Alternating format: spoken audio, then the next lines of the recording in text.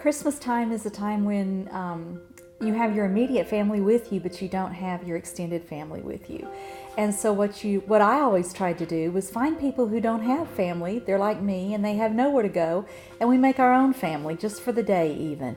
We always decorated the house and had as much red and green and festivities as we could, but it was our habit. We always had pastors in our houses a lot, and I know oftentimes it seemed that rather than gifts for the Africans, cards was a big thing. They would exchange Christmas cards, not gifts. And so our habit was that we didn't wrap our presents until the night before Christmas, on Christmas Eve.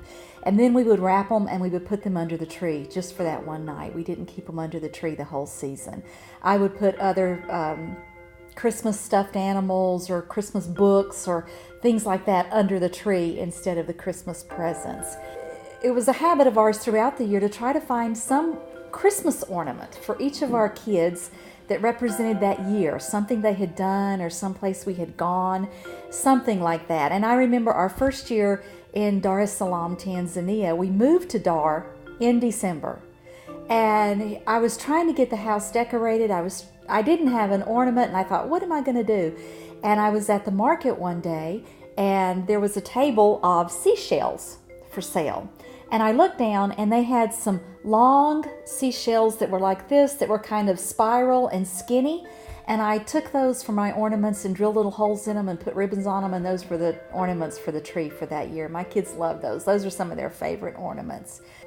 Christmas also in Africa seems to be a day when the Africans go to church. But we went to church that Sunday morning.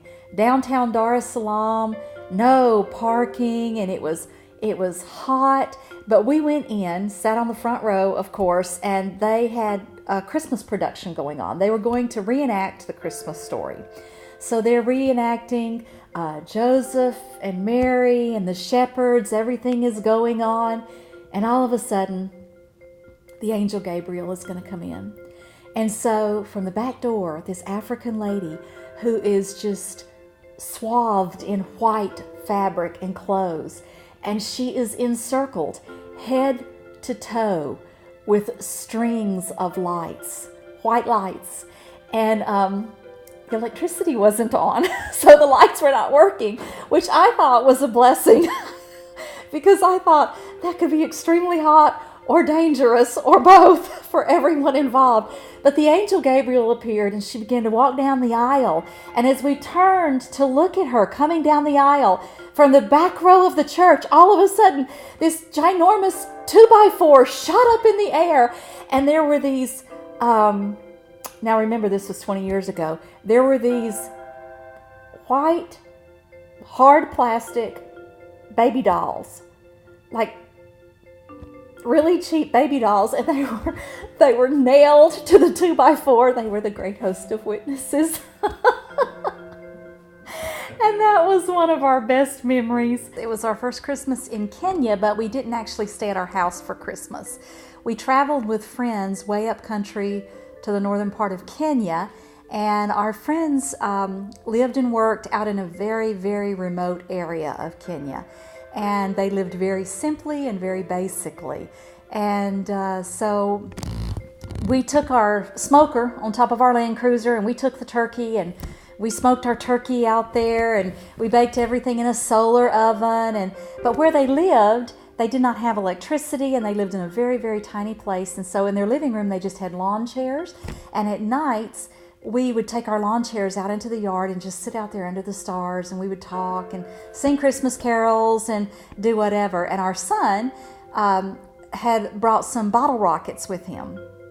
And so while we were sitting around talking, he was over to the side shooting off the bottle rockets just up into the night. And it was just, we were just enjoying ourselves so well. And the night before Christmas, Christmas Eve, the elders from the little local church, they finally came over and they said, could you please stop that? Whatever that noise is, would you please stop? The women and children have run and they have hidden in the bushes. They think that the next tribe over is coming to make war with them. And they said, could you please stop the noise? I always found myself starting like in August. What are we going to give for Christmas? So that if I was going to order anything from the States, you have to think, way ahead. Then you have to find somebody coming to visit who's willing to bring it to you, you know. So that was always a big part of it. And then locally, you would buy things that $10 box of cereal or something that your kids loved that you would never buy on a regular basis, and you would buy that for one of their gifts. And through the years, I know in so many places now, they have so many Christmas decorations, so many things related to Christmas wrapping paper and all that. Well, it wasn't always that way. And I had brought back a lot of Christmas gift bags.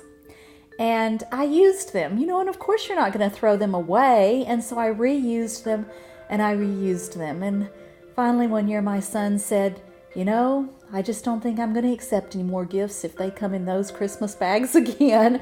It was time to find a new way to wrap gifts. Nicole was little and she wanted a watch for Christmas. She begged for a watch. And so I ordered a watch for her, and I ordered one for Nate. Of course, she didn't know about the one for Nate. So the day before Christmas, I told Nicole, I said, it's time to wrap presents. Come back here and help me wrap Nate's presents. Well, I had got him a watch. And when she saw that, she just fell on the floor and began to weep. And she said, I wanted the watch. Why would he get a watch when I was the one that wanted the watch? Never dreaming that she would also get one. So the next day, she practically fainted when she opened her gift, and she also had gotten the watch for Christmas. We always somehow managed to have a turkey. As an area director, I carried a lot of frozen turkeys in suitcases to different countries around East Africa so that people would have their turkeys for their holidays.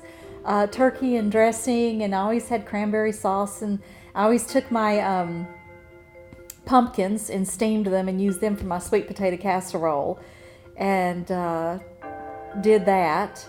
Always made an apple pie. That was always a tradition. And we would always try to find some bottles of sparkling cider to have for the holiday. So that was fun. It becomes just such a different season. It's warm, it's green, you're outdoors, you're on the lawn drinking tea. So it's just a totally different day, and you're with friends. And oftentimes in the places where I have lived, December 26th was a holiday called Boxing Day, where you spread your leftovers out and you share them with friends, and you're taking down some of your decorations, that kind of thing. And it was just much more of a, it was different. The whole season was different. And for me, the way I'm geared, I decorated the house, had my big artificial tree, but usually on the 26th or the 27th, I was hot and I was tired and I was ready to take those decorations down and put my house back to normal. And I often took my tree out in the yard, my artificial tree, would take it apart, take it out in the yard, put it on the picnic table, and I would just hose it down and wash it and let it sit out there in the sun and dry so that it got all the dust off of it. Because after sitting in my house for a month, it was very, very dusty. I would say look for the people that don't have grandparents. Go find them. Go be with them. Make somebody else's holiday very special. And as an empty nester, and with all the travel that we do now, we sometimes are traveling even on big holidays like Christmas. And so we have to find other times to celebrate. Merry Christmas to all. Have a wonderful day and enjoy your family and all of your friends. And remember what we truly celebrate. We celebrate the birth of Jesus.